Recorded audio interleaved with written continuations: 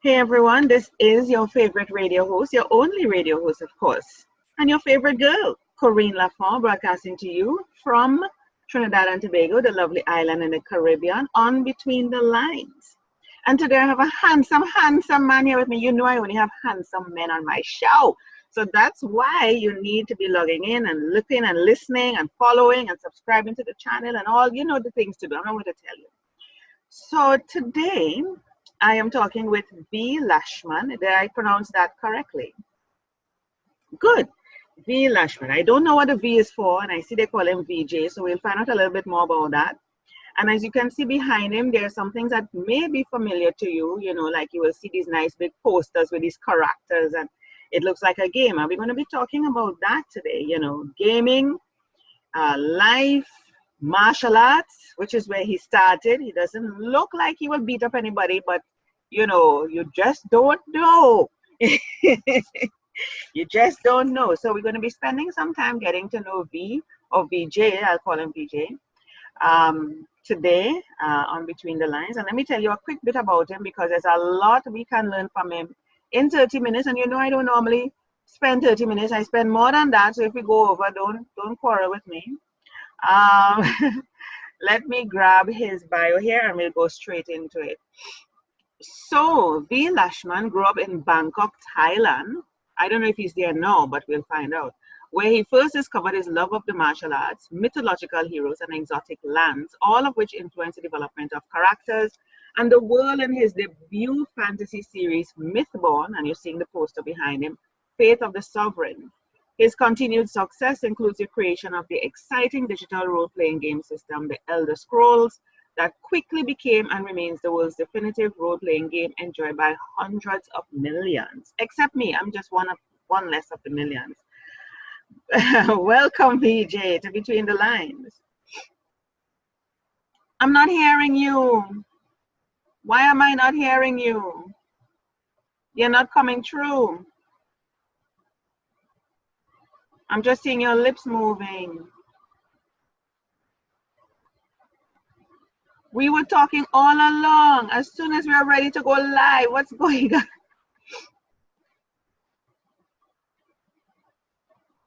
Nope, nothing yet. I'll tell you when I hear you. Yep.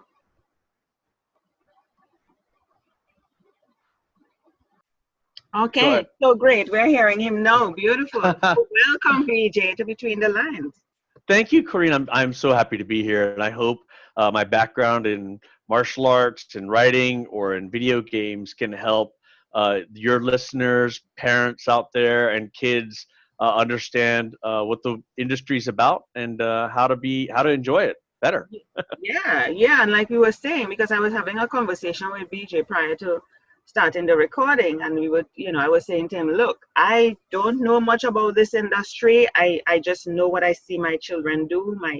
My youngest son, he's 15 now. I mean, he's so caught up in games, and I know I represent hundreds of thousands of parents who see their kids are just caught up in this thing, and they're like, how can I get my child away from playing these games all the time? All they're doing is their thumbs are going on this device, whether PS, whatever. I don't know what it is, and they're just going, and there's no interaction. We are losing the interaction that we used to have, kids playing out in the yard, going out with their friends, riding bikes, creating and innovating, discussing, even when you're with your friends as adults and growing up, you're sitting next to the person and they're texting you right next to you, and you're like, what is going on? So, while it's fun to have the games, and I think it's, they have created games in such a way that, family games too, where you can play it on the big screen and everybody,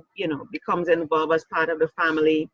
And they have created it. I don't know the term, you would probably know, where you can, it's sort of like when when you move, the thing moves with you, like you're in it kind of thing. So it has become so, it's a virtual sort of room where all the characters, it's like a Star Trek kind of thing going on.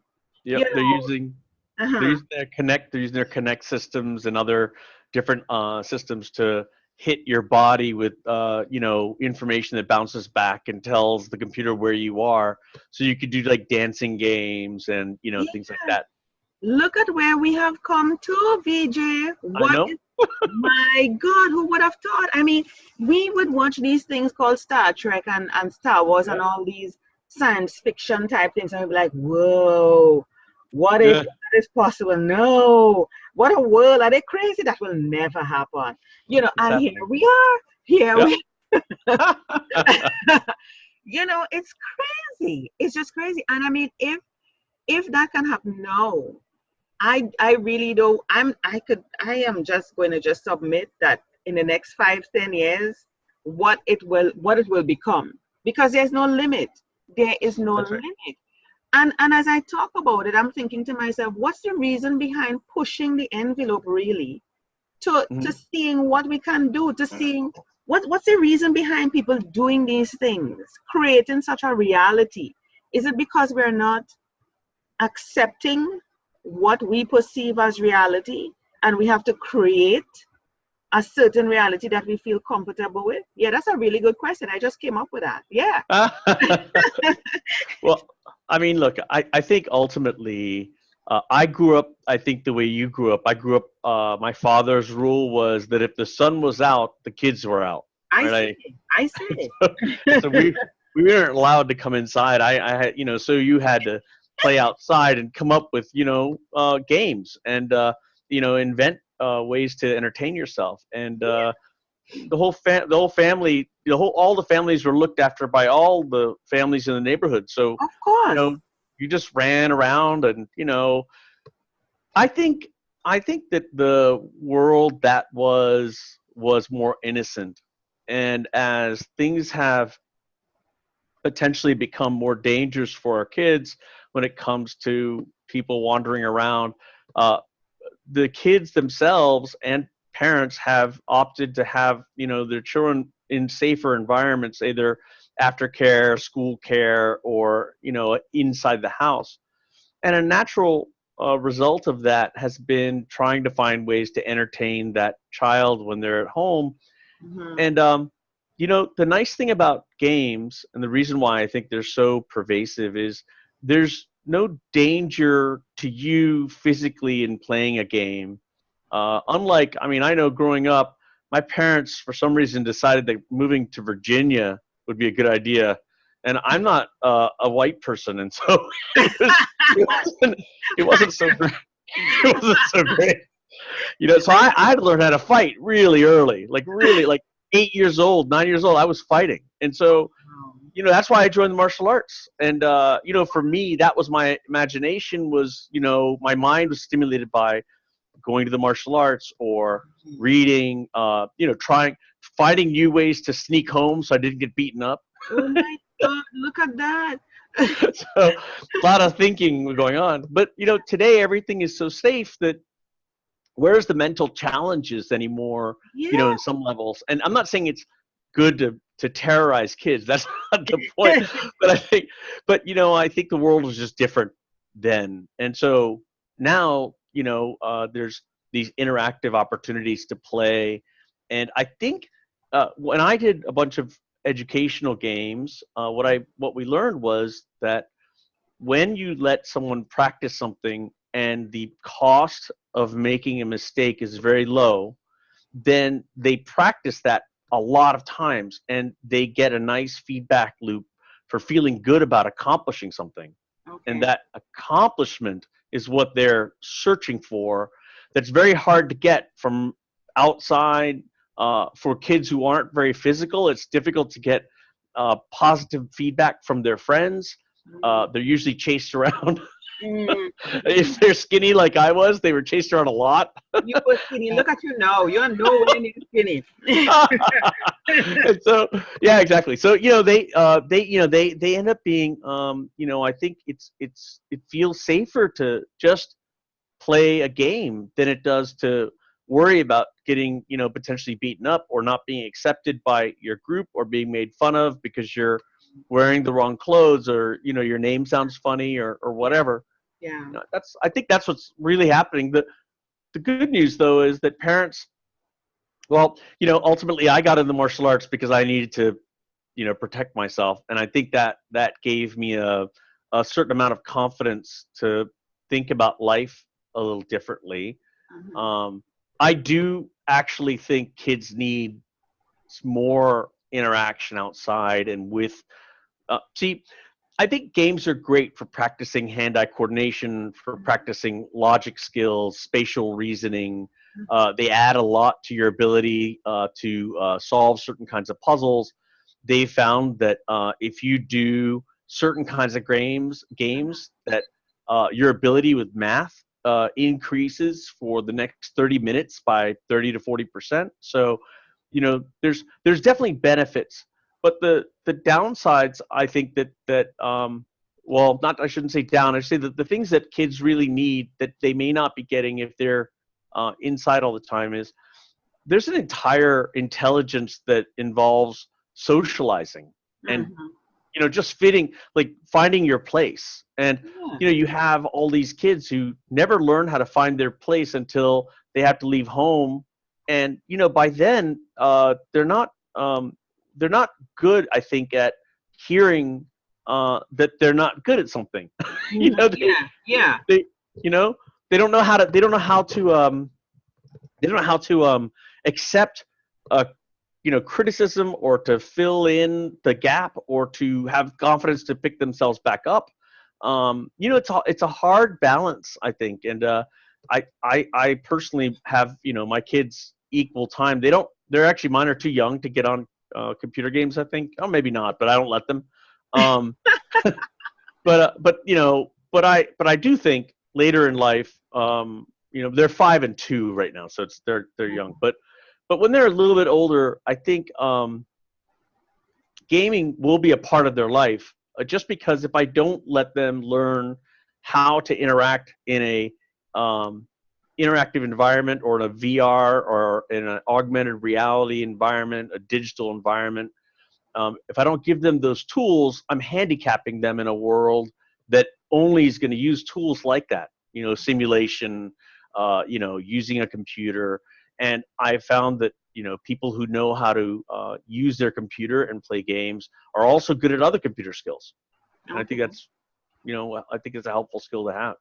Um, you've raised some salient points there. I want to go back to the concern for safety for kids now, and the way that the world has become. And I wonder if it's really the world has become. It's not the world. We keep blaming externally. It's us. Yep. It's not the world. It's us. Yeah. Right. Right? Yeah. You have to take responsibility for that. And what really, I mean, I don't like to live in fear. You want to go somewhere, you go. You shouldn't be like, oh, you're gonna go there? Are you crazy? Right. No, you should be free to go wherever, whenever, at what time. I mean, I know there may be some concerns, and you don't probably go alone or take some chances. But that whole thing about safety, I remember going from house to house as a child. Going Yeah. to my neighbor's house, eating, whatever they cooked. Yeah. We were comfortable with us sleeping over, all that crazy thing. If a parent knew their child was missing, and I don't mean missing like as in kidnap, I mean you didn't see them for the day, you weren't worried. You're like, oh, Yeah. he's over by VJ, or Sandra had, or like, That's right. yeah, you just were never worried Yeah. because you knew. And there were no telephones and stuff at that time to say, well, you could call to find out. There was this level of trust and comfort, and you just knew. And I guess probably because we all had a common way of socializing, that we believe that you go over by Sandra's house, she would raise or take care of your child in the similar way, same values, Right. same attitudes. But no, everybody have their own way, their own approaches. Everything is just sped up. It's sped up and, I, and speeding up more and more. Yeah, I think one of the things that has changed is there are a lot more people in the world than there were when we were when I mean Yeah. I'm 51, Mm-hmm. so I mean 1960 and 70, Mm-hmm. the world wasn't 7 billion people. Yeah. And I think as the world has expanded in its population, you've had more different, uh, for lack of a better word, tribes, Mm. interact, and you've had more customs and more cultures that Yeah. are put in close proximity, and Traditions and that all that. Yeah. yeah, and that just I think it's a good thing, right? But I think some people enjoy that idea, and my parents certainly wanted to expose me and my sister to different cultures. We're Indian, but I grew up in Bangkok. I Mm-hmm. moved then to America. Mm-hmm. I've lived in a number on the East Coast and West Coast. You asked earlier. Right now, I'm in Washington D.C. Okay, nice. and, Mm-hmm. and so I don't know. It's not as nice as the Caribbean. So Of course not. Of of course course not. not. Of course not. Hell There's no. no Hell no. no no good cultures. There's no good food. No. Right? Right. Right? But yeah, we got a chance to explore and to learn. My father always thought that travel was the best education, and Yes. also the best way to learn tolerance for other people, because you saw that everyone was the same. Mm-hmm. Everyone had the same. They love their kids the same way. Kids play the same in every country I've been to. When I was a kid, and I was here in America, we played one way. When I went to India, they all play the same Yeah. way. Same And way. so Same so way. Same way. Because the basic foundation is that we are all humans. So that's right. right. So it doesn't That's matter right. what color, what shape, what name you have. It doesn't matter. We're all just there's a common denominator. So Also, it's sorry, go ahead. no, go ahead. You go ahead. I was just going to add that one of the big changes in social, why gaming has become so popular is um, there was a period of time in let's say the 80s, Mm-hmm. where there were a lot of arcades and kids would go and play quarters. I grew up with the arcade. What is Yeah. wrong with you, VJ? Of course, the arcade. Yeah. And No, so, no, when a child sees that big hell of a thing, they're like, "What the hell is that?" But but here's the thing: as that was a social experience too. They still were out with their friends, where 3 or 4 kids behind one yeah. kid playing would play. Mm-hmm. But as the home systems got more powerful and our communication systems got better, you could start playing games with your friends from home. You didn't have to go anywhere. Yeah.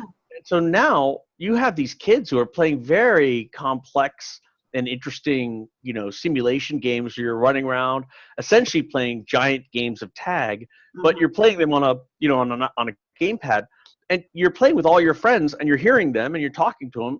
You're just not out interacting with them, and that's a difficult thing to convince a kid that he's not going to have as much fun if he also has to go exercise and sweat to do the same thing he can do by sitting down. Yeah. Yeah. They're just lazy. And it comes back again. It comes back again to the interaction. When your friends were behind you, there's an energy that's right there happening. Mhm. Now they're in different locations. I mean, it allows for widening, expansion, getting other people involved. But I remember, like, my son was playing a game with people he didn't even know. There are Yep. people all over the world, and that is scary. And I'm like, son, Yep. do you know who you're talking to? Because some of them may ask for information. The people use these things to get to your children. I can't remember what they call it, but I know it's an illegal activity online where Mhm. people, because they know the kids are there and they're innocent and they're looking, for people to play with, to talk with, to interact with, and so they take advantage of that. So we as parents, coming back to the whole parent thing, how can we who grew up in the 60s or the 50s or whatever it may be, did, didn't grow up with this kind of industry or even thought about Mhm. this type of industry. Now we have kids who are into it and we fall prey to it because this is what they want, and their friends are doing it, they're seeing it on TV, the movies are all about it, and we're like, yes, we have to give them, well, we don't have to, but we don't want them to feel as if we want them to live in our time. This is Right. their time, so okay, we buy the games, but we still don't know how to bridge that. We don't know how to manage that. I don't want to use the word control, but manage it and still create a balance. Yeah. Still create a balance of interaction, because you don't want to be sitting around a dinner table, VJ, Yep. Friends, family, and everything. I mean, it's supposed to be family time, and your child is secretly under the table. You're trying to have a conversation, and they're playing these games, and you're like, put the damn thing down. You know, we're here. No, they just are addicted. It's an addiction. I'm not bashing gaming. I think it's good, but we need, you know, with everything, there needs to be a balance. I What agree. would you say? What would you say to that to help parents to manage this whole I thing about gaming? I think so. There's an interesting statistic that is somewhat of a joke, but it's true, and it goes something like this. It says for every second in every second of the day, someone who never played games dies, and someone who's only going to play games is born. What? And so, Come again. so every second of the day, someone who never plays games passes away, and Mhm. someone who is only going to be playing games is born. What kind And of so, and so that if you, if sounds you think if twisted. you think about that, the game players in the world, people who know about gaming and interactively on screen, Mm-hmm. or they play these simulations, they are on the rise. And the old folks who've never done this, they're slowly going away. And the world itself is becoming the medium for exchange is interactivity and Yes. interacting through the digital medium. I So like how you say that, a medium of exchange. Look at that. The yeah, only medium of exchange was money. What yeah, is that's going right. on? What That's is right. going And, on?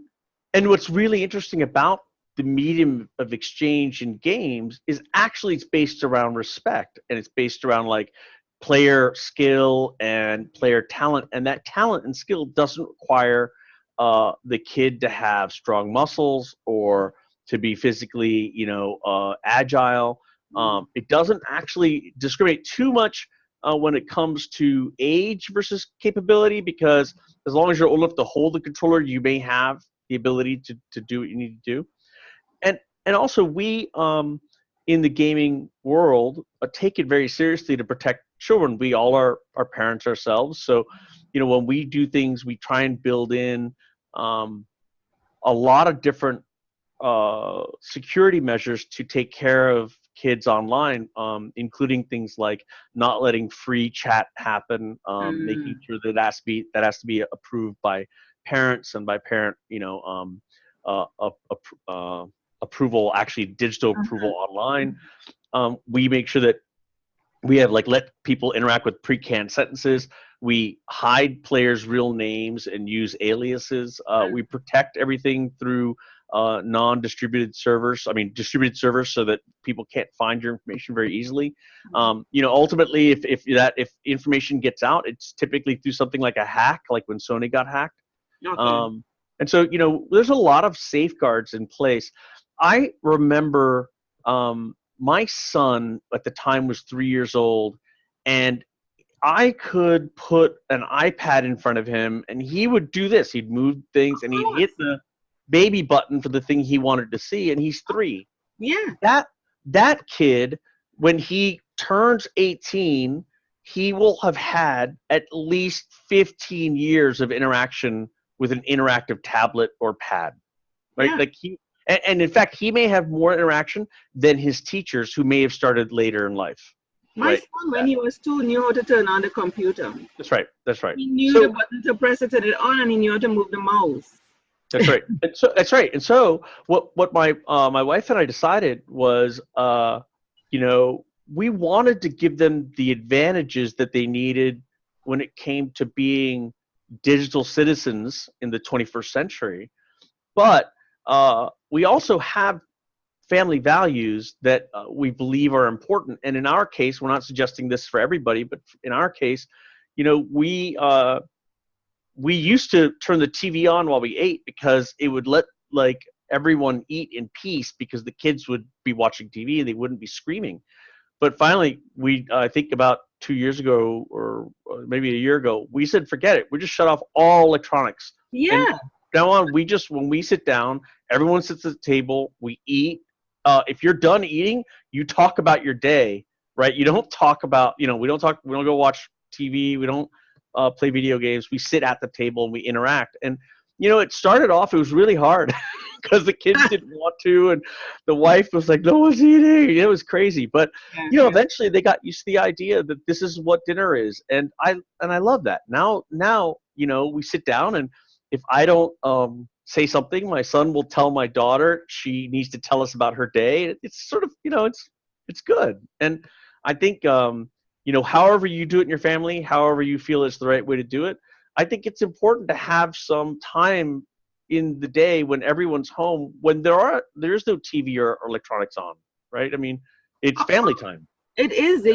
You have to create a balance. You have to set some sort of standard. And I know, like parents are just happy to just say, go and watch some TV, go and play games, just to get rid of the kids. Mm-hmm. And some of them are not even monitoring or, watching to see, really keeping an eye on what's going on. Children are creating their own Facebook pages, adding friends, people from strange places. Yes, I remember seeing my son chatting. I was passing in the living room one day, and I'm like, who are you talking to, sweetie? And, and then I said, no. When I saw the kind of questions the person was asking, I said, no. Yeah, and he didn't tell me about he created a Facebook page, and I saw this page, and I'm like, no, you this is, and they move so fast. I tell you, it's the same thing for me. I have an older son. He's 20, mm-hmm. and he's in college, and he there's a time when he would get mad at me because he said I would never talk to him or write him or talk or call him or whatever. I mean, interact with him. And I was like, I call you all the time. It turns out he doesn't check any of that. He just looks on Facebook. He never sees me there. Oh. So he just assumes I'm not calling, because that's where they're interacting. And it never occurs to me to go there. So. But that's how they see communication and interaction. Yeah. You're not talking to me. You're like, yeah. So funny. Like, oh man, I'm in the wrong place.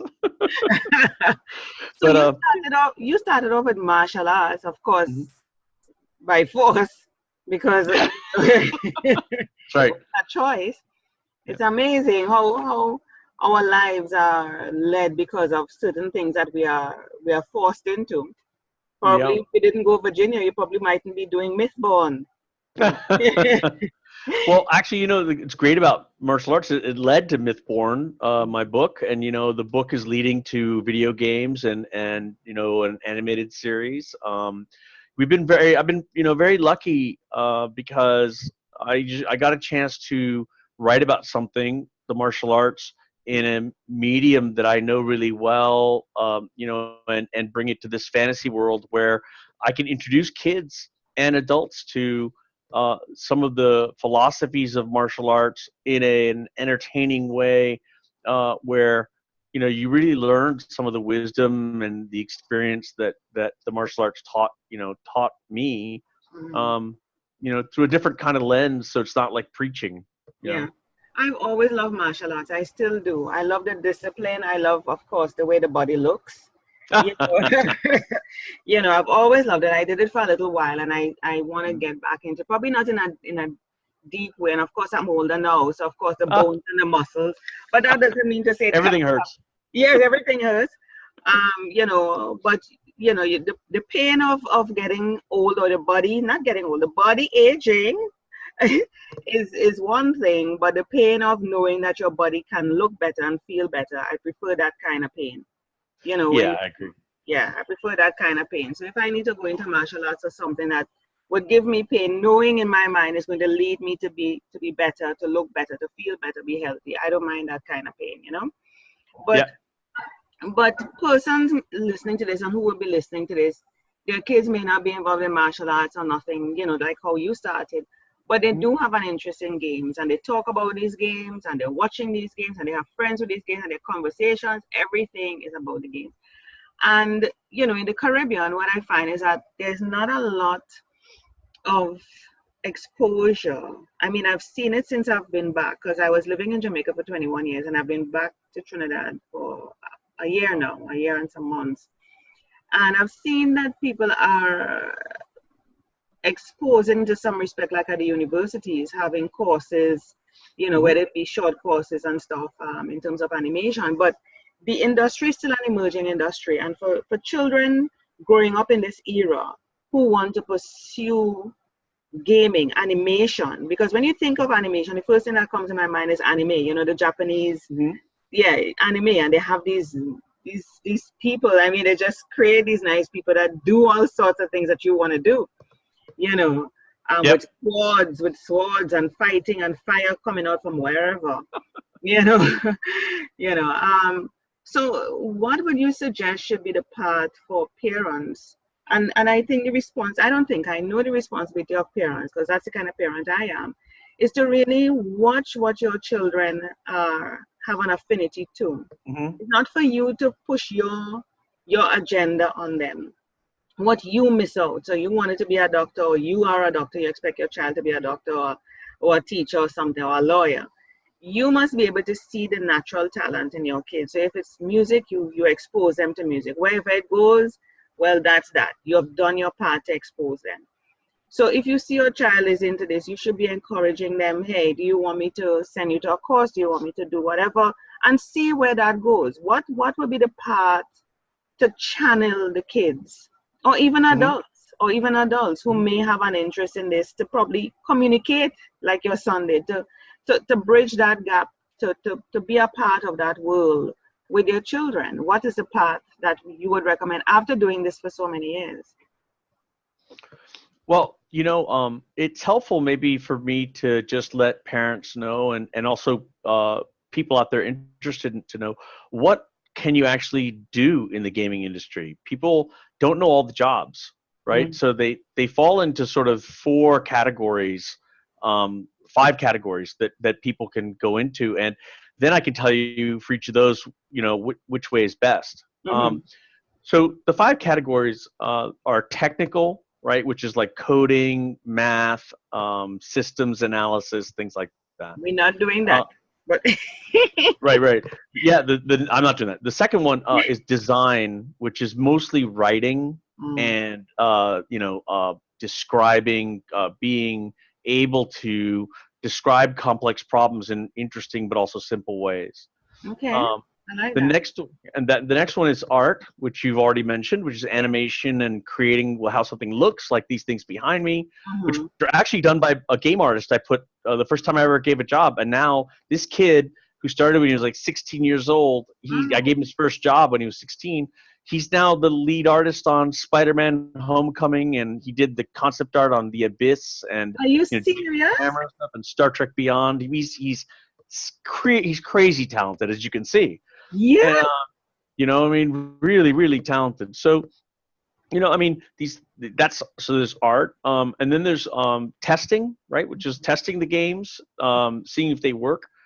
Personally, I think all of us in the game industry feel testing is the hardest job you can have, because you never get a chance to actually play the game when it's awesome. You get to play it when it's awful, it doesn't work right, and it cheats. And, and you have to be okay with that, and it constantly crashes on you. Yeah, but you sit in a room. I think I've seen something like that, where you sit in a room with a bunch of people and all you're doing is playing games all day. There may be people that like that, and they get paid for that.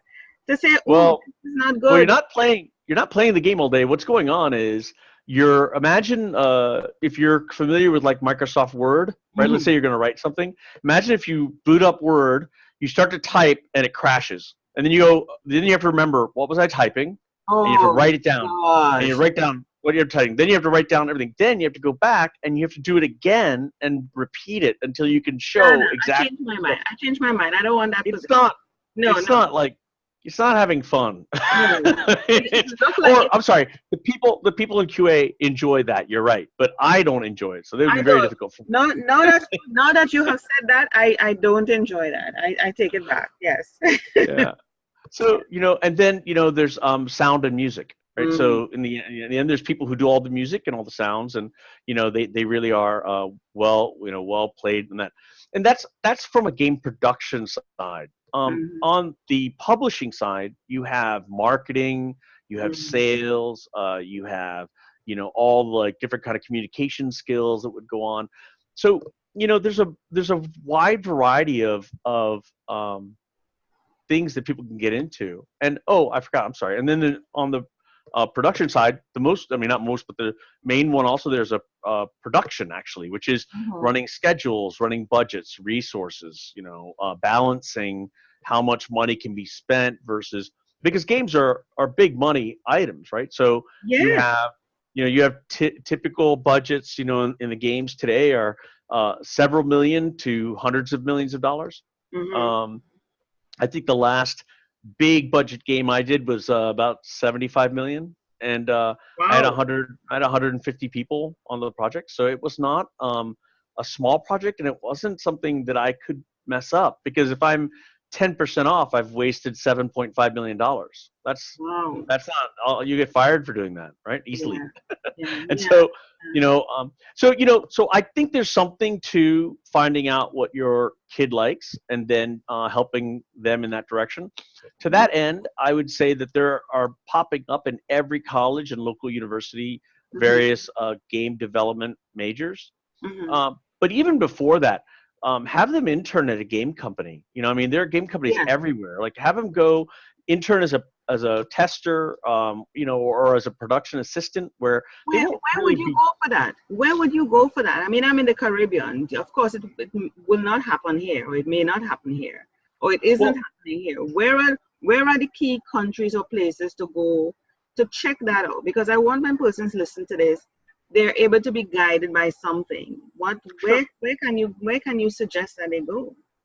Well, I mean, look, gaming is worldwide, and it's an industry that's expanding so quickly that it's easier to Google, gaming in my area or game companies in my area, and have a list with addresses of every gaming company that's there. In the United States, you'll find that in the East Coast, New York or Florida, in the middle of the United States, Austin, Texas is very big. If you go out to the West Coast, almost anywhere in California is huge. Of course. Oregon is huge. Yeah. There's spots all over the United States that are very, very conducive to gaming, and it's easier for you to Google gaming, and an address. If you're international, when I look at different gaming companies, Europe is very big, especially if you look at like London or England. You look at Spain. There are companies in Finland and in Norway that are amazing. Poland is a huge gaming mecca in some ways. Poland. Yeah, so Poland, yeah. So I mean, you have to do a search to find the game companies. There are enough out there that there's a lot of different opportunities, almost everywhere.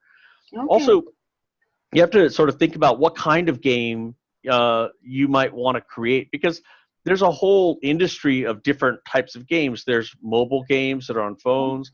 Sure. There's Facebook and social games that are different than mobile games. Look at that. There's I didn't even think of that.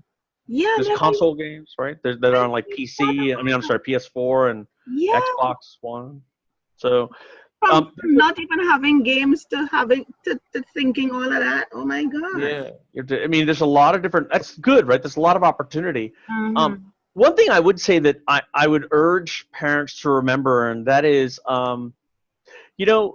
just because a kid shows some kind of interest or talent talent in a particular direction, it doesn't mean that they can't be successful in any other endeavor or direction. One of the things that we've learned, or at least it's argued, is that, let's say 10,000 hours is considered an expert in a subject.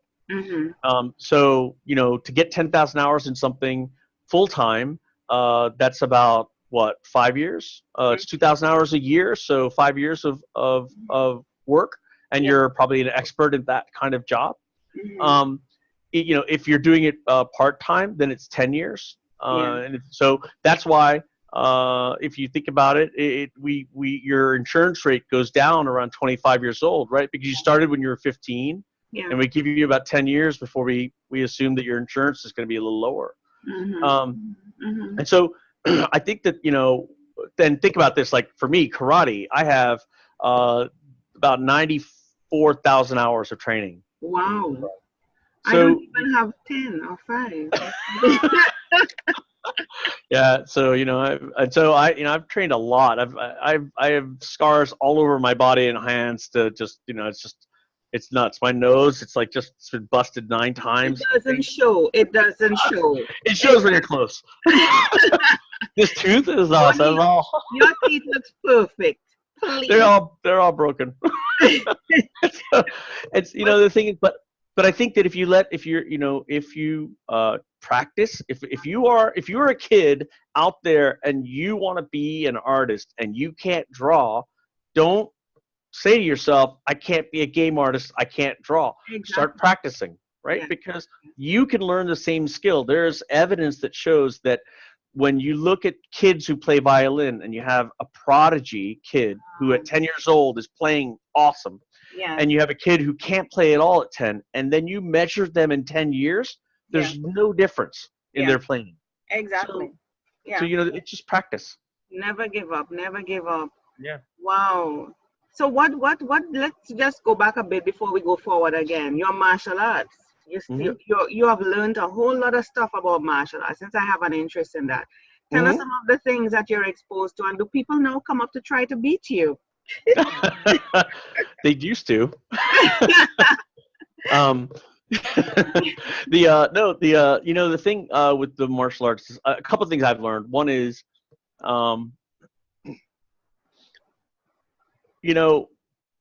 anyone can be beat.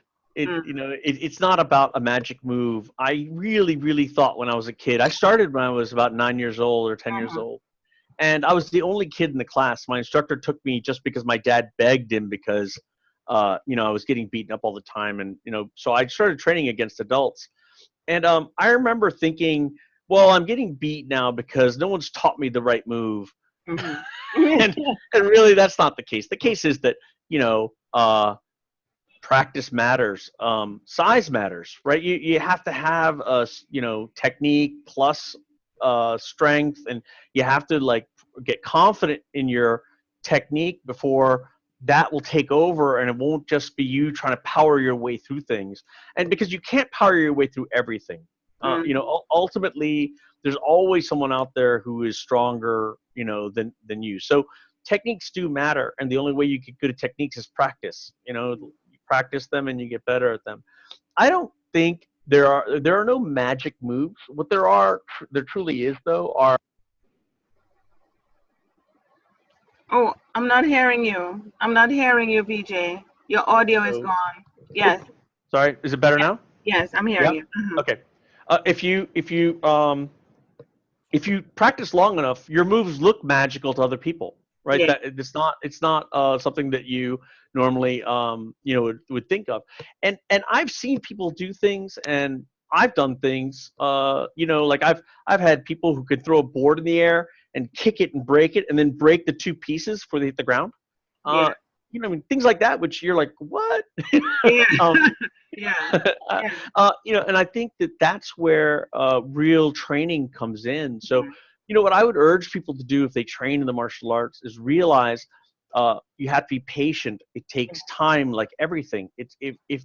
My instructor used to tell me, he'd say, you're so frustrating. If there were a faster way to train you and get you out of here, I would. I could relate to that. Yeah.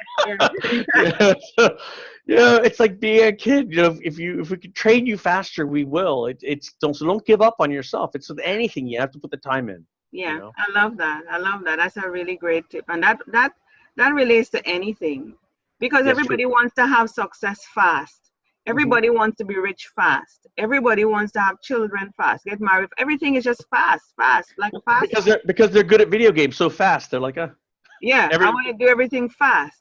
Like a video game. Yeah, but you have to take the time. You have to take the time. I think that's one of the greatest tips coming out of our discussion. So Mythborn is your book.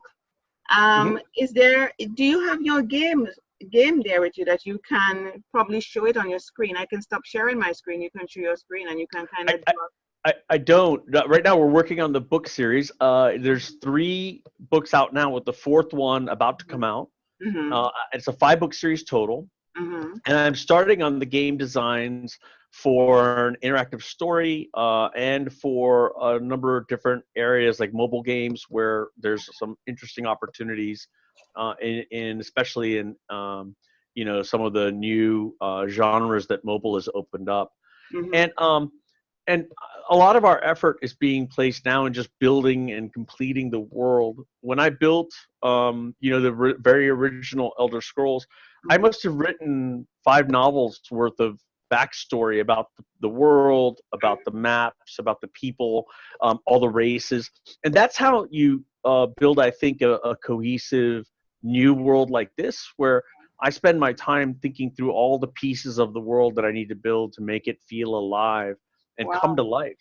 And so, What sort of mind does it take to create that sort of that? Yeah, no, I mean, I'm interested in that. What sort of mind does it take for somebody to have that kind of vivid, um, forward thinking, imagination to come up with something? Because somebody be like, how did he create all of this? How did he think all of how could he piece it together to make it flow?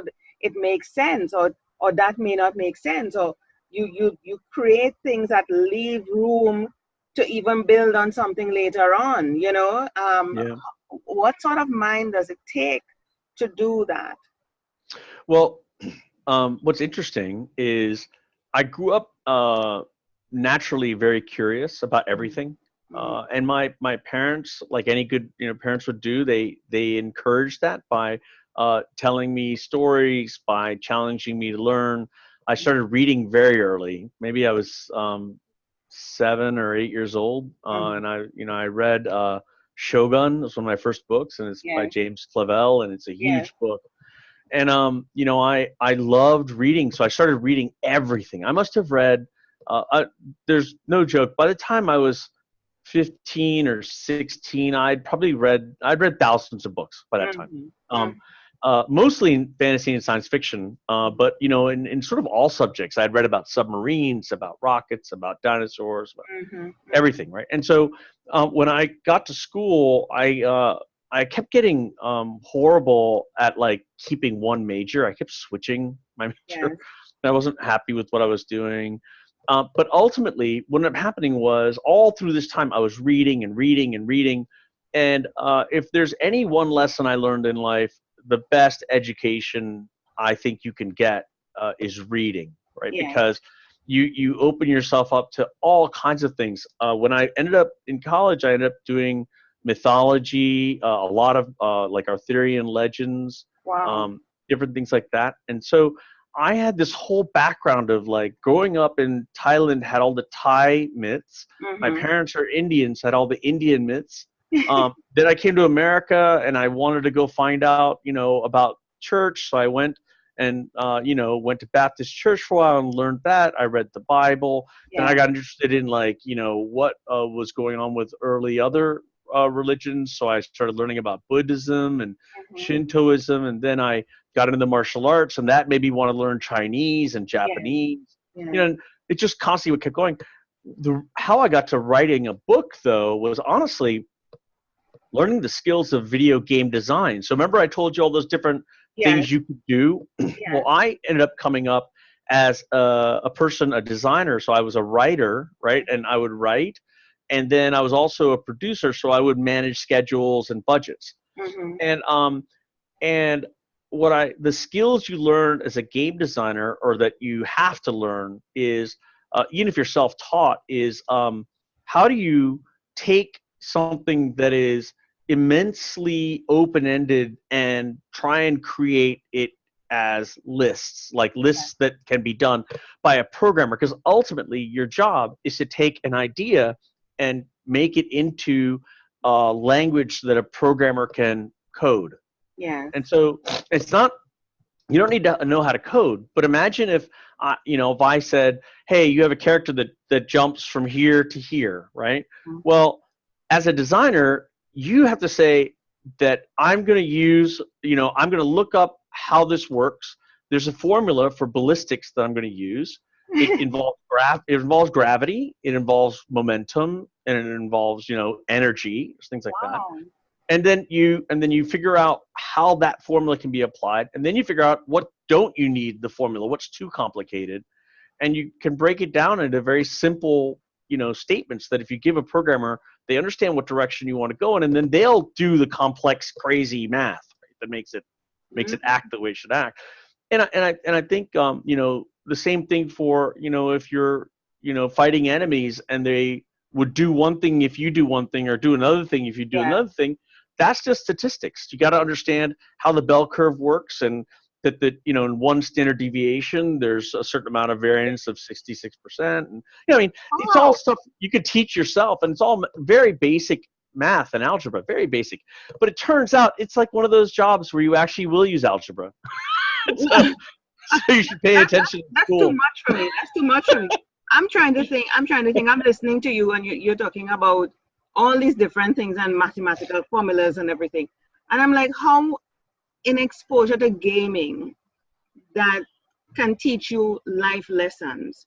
When you were doing chess, which was the thing at the time, Hey, love chess. About strategy, mind control, a lot of things you learn. In learning chess, you know how to maneuver. And you think ahead. Yes, and you think ahead. You plan for your opponent, kind of a thing. It teaches you a whole lot of stuff. So I'm thinking, okay, we've moved from chess to gaming now. What are some of the life lessons that we can learn from gaming, besides just, as you say, hand-eye coordination? Although these things move very fast and it could affect your brain, but what else? In terms of major life lessons, what can we take away from gaming? Well, you know what? As a player of games, we have there is absolute evidence that kids who interact and play first-person shooters, or games where they're in a simulation against other opponents, their ability to manage a lot of input, a lot of information, and then codify it into a kind of priority list has been greatly enhanced. So you put that same kid into a place like a job where a lot of information is going to come at them, and they got to figure out what to prioritize over what else. Those are the skills that games can teach you. I think there's a lot of different other things too. There's spatial games that teach you spatial reasoning and all that. But I think what you might be asking more along the lines, I thought you were asking was, how did I sort of gain skills from gaming that allowed me to write the book? And that's another area of aspect, right? So when you see your kids playing games, or if you get into the games industry, one of the things that you really have to be able to do if you're going to be in the writing side of things, in the planning side of things, is actually what you just said. It's planning. It's thinking through the priority of all the things that could happen, and then understanding what actually will affect your game's ability to stay on track, on target, to be fun, and what can you do to make it better.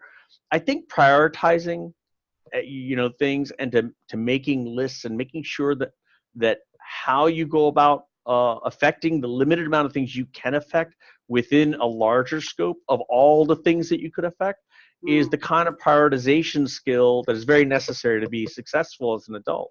Nice. It's the same way that if you practice driving, right? Like there's all kinds of input coming to us for driving. That's right. And young drivers react to everything, right? Yeah.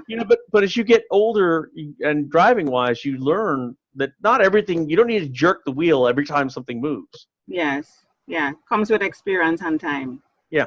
Yeah. Comes with experience and time. That thing called time. That's right. Yeah. So your role, I'm trying to understand. So you've written these books, or in the midst of writing all these books, but the gaming side of it, what is your role? So I will be the creator, the designer. So I will come up with the concept for what the game will be. I will write something called a design document, and that document has in it all the different features the game will have, like, I'll have a character that can do this, or we'll have an inventory, or we'll have a gun, or whatever it is, right? And then I'll write the art list that has all the art that we might need, not down to all the pieces of art, but like general sets. that Mm-hmm. then a good art director will take and create a much bigger list out of. Okay. I'll write all the like the style of music, basically all the conceptual stuff that gives the world a feel. I'll write up, and then people who are considered top of each category, like the top programmer, top designer, top music guy, all that, they'll expand on that, with choices and things like that. So if you think about it, my job on making Mythborn a game is sort of like what a director will do for a movie, Okay. right? Okay. But other people who are much better than me will do the actual like coding or things like that. Okay. Got you. Got you. What is your website, VJ, so that I Yep. can feature that website so persons can come check you out?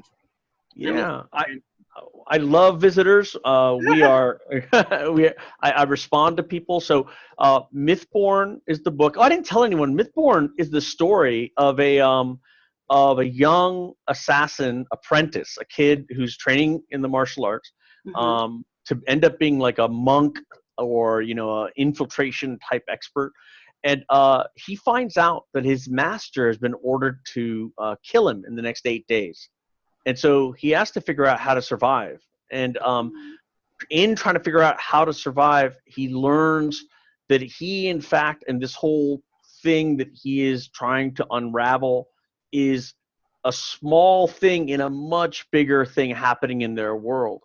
Nice. And the reasons why you might like Mythborn are a couple. One, I passed the Bechdel test, which is in Hollywood, they give this test to movies that say, hey, are there strong female characters in your movie?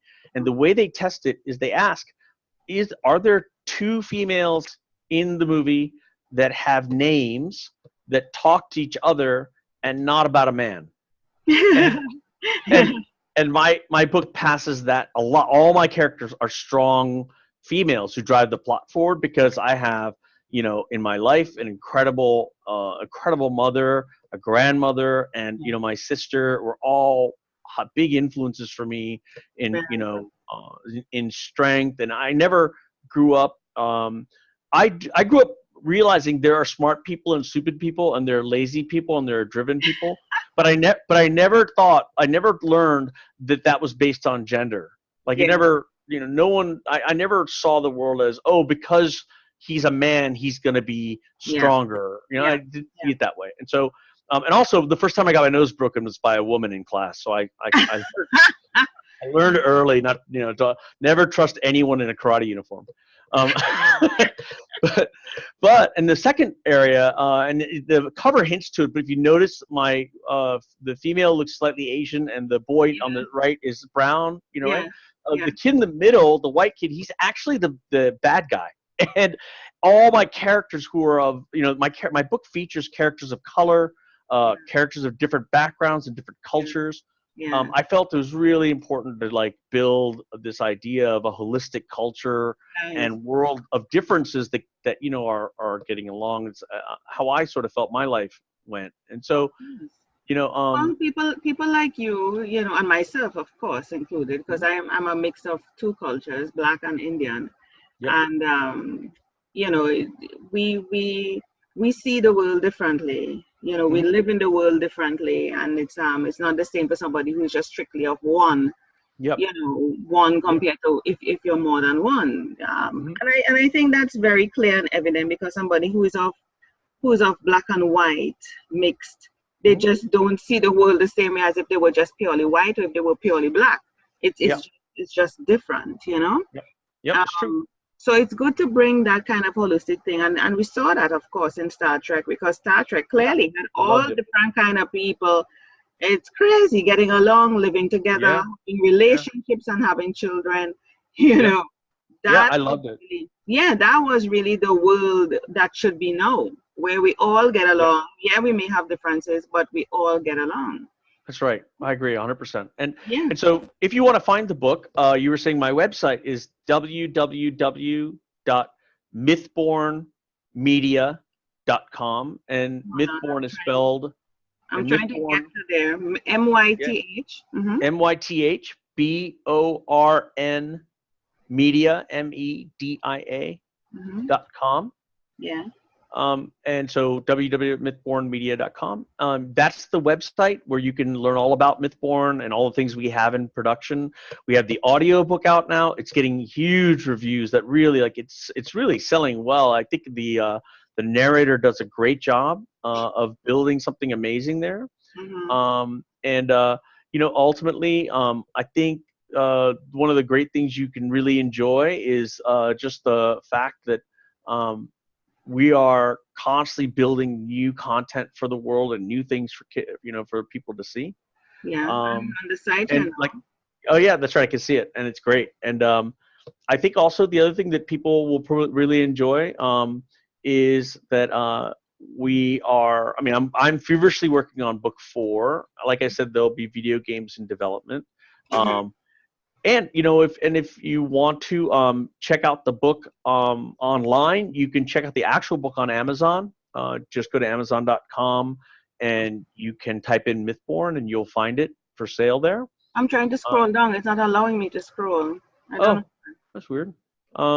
It was a while ago. Let me see if I refresh it. I don't know. It was a while ago, but no, I'm not able to scroll down. Here we go. Yes. There you go. Yeah.